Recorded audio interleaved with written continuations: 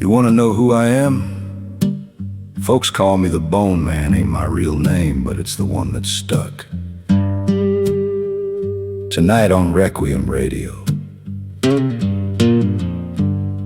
we're headed out past Cameron, Louisiana, to a bar that shouldn't still be standing, on a coast that's buried more towns than it's kept. There's a James McMurtry song called Hurricane Party, slow thing, bar band thing, about folks who decide, storm or no storm, that tonight ain't the night they leave. Man wrote it about waiting out the wind with a drink in his hand and no one left to call. Now most who hear that song figure it's just about stubbornness.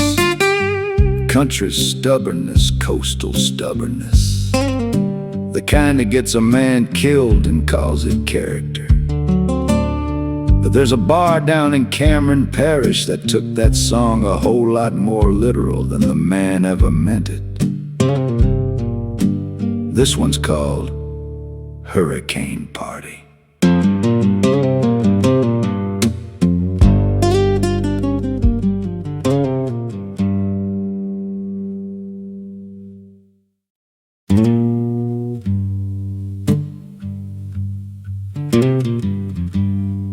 The bar was called Camo's, out past Cameron on the road that floods first and drains last. Had a fontanelle tended at 31 years. She was 2 years in the ground before the water ever came up over that sill for good, buried on the ridge behind the Catholic church. The old priests had known enough to put their dead beyond the water's reach. Camo's kept standing anyway. Built in 1910, cypress pilings sunk 12 feet into Gulf mud. Walls thicker than they needed to be, joints pinned instead of nailed. The regulars said it would outlast this storm, same as it outlasted every storm before it.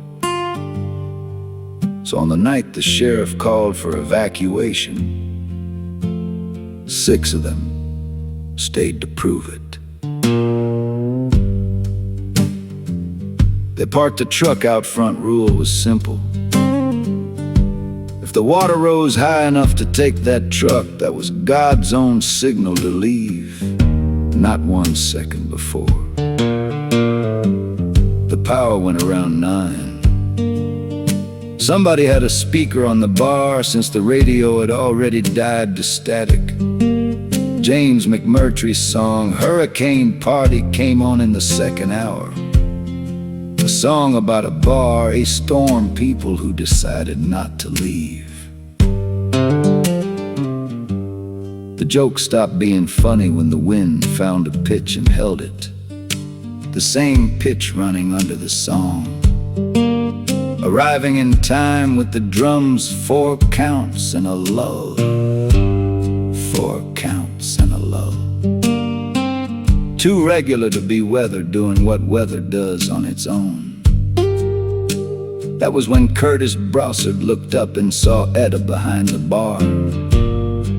She wore the yellow blouse she wore on Fridays, drying a glass with a rag that hadn't been there a moment before. The motion of her wrists so exactly hers, nobody could call it a trick of the light. She didn't look surprised to see them. She looked the way she always looked on a slow night, patient, waiting on somebody to give her a reason to move. The water came over the porch steps past 10, right on the line in the song where the truck outside goes under to the wheel wells. And the men's own truck went under the same way, same depth, same count. Like the night was reading off the lyric sheet, a half beat behind the recording. Nobody suggested leaving.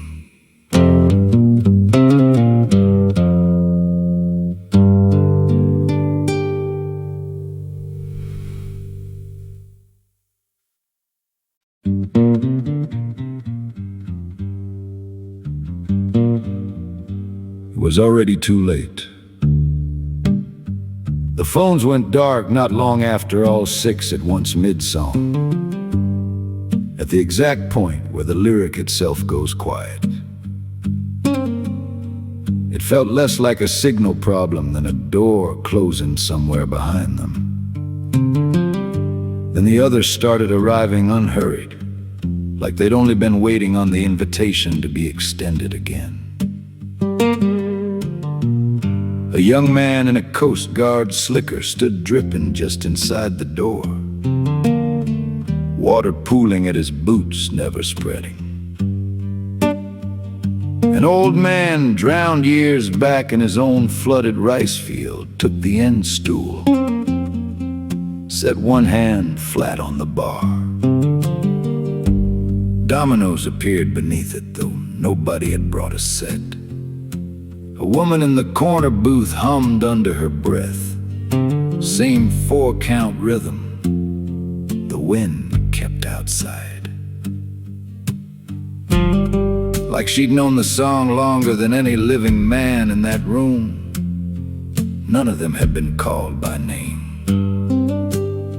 They arrived the way people arrive at a house they remember being safe in, brought home by a song that had never really stopped being about this exact bar, this exact water, this exact family of the stubborn and the drowned. Watching at a dry glass that never needed it, one of the men understood, slowly, the way a man understands something he already half knew. The song wasn't playing in the room. The room was playing the song had been all along. Ever since a man buried one wife to a hurricane and framed these walls 2 inches thicker, so he wouldn't have to bury a second. Near 2 in the morning, the water reached the base of the bar and stopped there, held level with the exact floorboards Etta stood behind. Like the building remembered where she belonged and had decided that much, at least, would stay dry. The dead did not scatter when the water rose, they drew in closer.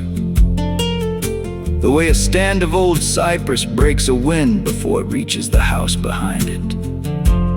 Curtis said afterward, the only thing any of them would say for a long while, that he looked once past Etta's shoulder and seen nothing but black water pressed floor to ceiling against the glass, held back by nothing he could point to except the room itself, the song still turning underneath it all, keeping count the way it always had.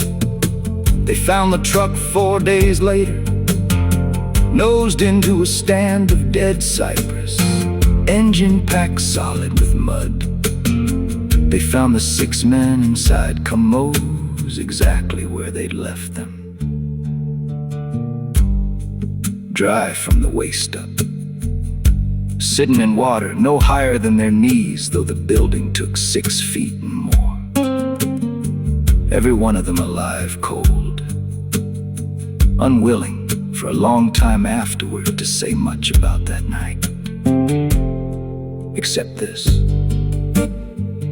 The last thing any of them remembered was the song reaching its final bar, the room going still, and a line of glasses set neat along the bar, by hands none of them had seen move. More glasses than there had been living men left standing to drink from.